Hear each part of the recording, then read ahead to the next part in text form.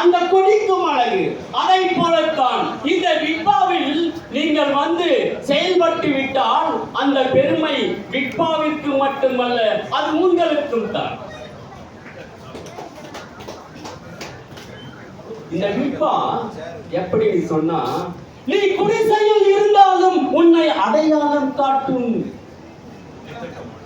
அத்தகைய பெருமை வாழ்ந்த இந்த விட்பாவின் விழாவிற்கு நமது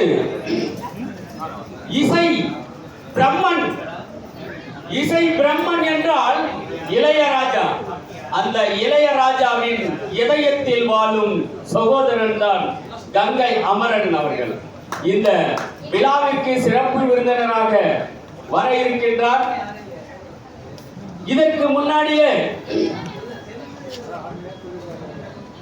கனிகளிலே தேன் இனிக்கும் இன்பக்கனி, மனிதனிலே மனம் கவரும் இதயக்கனி, அந்த இதயக்கனி நாயகனாக டைரக்டர் பேரரசு அவர்களும் வந்திருக்கின்றார்கள். அதை போல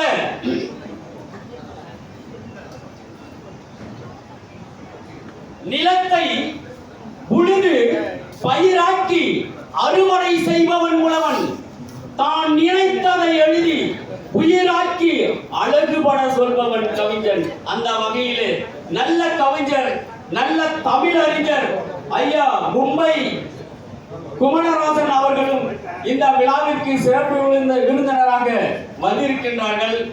கண்டிப்பாக இந்த விழா இந்த தமிழ்நாடு மட்டுமல்ல, உலகளவில் அனைவருக்கும் சென்று பெருமை சேர்க்க வேண்டிய நேரம் இது. இந்த விழாவிற்கு வருகை தந்திருக்கின்ற உங்கள் அனைவரையும் வருக வருக என வரவேற்கின்றேன். 100 பவளங்கள் சிரித்தாலும் அழகில்லை, இவர்கள் ஒரு முறை சிரித்தால் அந்த பவளங்கள் விலையில்லை. அத்தகைய அருமையான சகோதரிகள் மகளிர் அனைவரையும் வருக வருக என வரவேற்கின்றேன். ஜல்லிக்கட்டுக்கு தேவை முரட்டு காளை.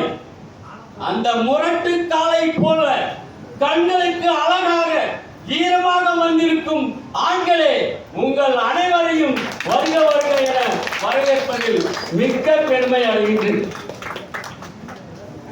இதுல முக்கியமா சொல்ல போனா,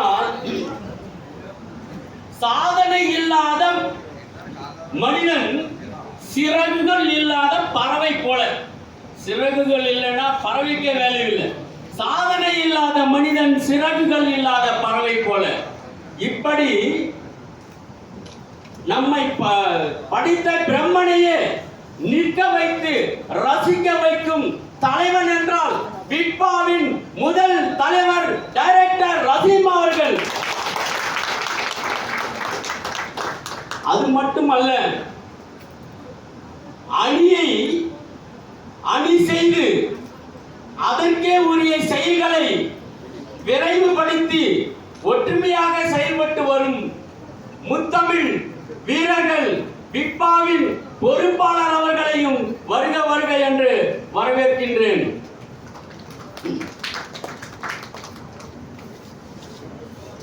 விட்பாவில் பொறுப்பாளர்கள் மட்டுமல்ல, செயற்குழு உறுப்பினர்களும் இருக்கின்றார்கள். செயற்குழு உறுப்பினர் அவர்களையும் அனைவரையும் வருக வருக என்று வரவேற்கின்றேன். அடுத்தபடியாக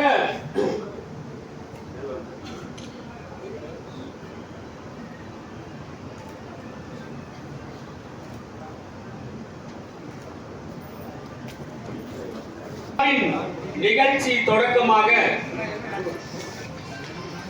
தமிழ்தாய் வாழ்த்து.